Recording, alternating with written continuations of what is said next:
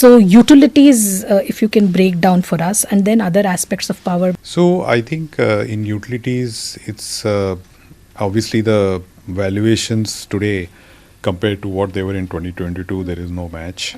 They're all maybe 2 to 3x in terms of price to book I'm talking Correct. about. So from there, the comfort is not there. Earnings growth rate is moderate. So therefore, it's a question of now which narrative you want to stay with. Because it's not that you're going to get a re-rating, significant re-rating from here. So the juice is gone. And there, I think one of the things which is becoming clearer is as renewables grow, transmission as a theme is going to stay much more for much longer than coal or renewables or anything like that. So transmission, power transmission as a segment, which means the utilities, transmission utilities, and then anything below that in terms of suppliers of transmission capital goods, transmission related capital goods. I think that is a solid place to be in, irrespective of the fact that the valuations there also are not cheap. So there's no earning upgrade cycle there. But you would want to be still part of that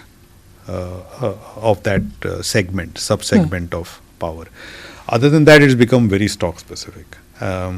If you see something happening in coal-based, and if you get reasonable valuation, then you would go after that. But it's become stock specific.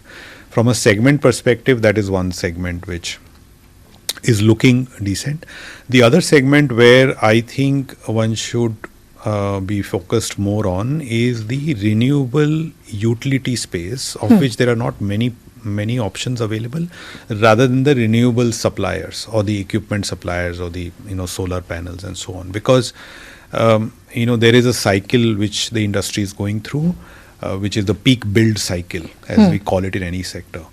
And it will get over in 3 years, 4 years. And then from there on, you will start seeing earning declines. Unless the companies are smart enough, the managements are smart enough to diversify into either backward Other integrate areas, or diversify into related renewable areas.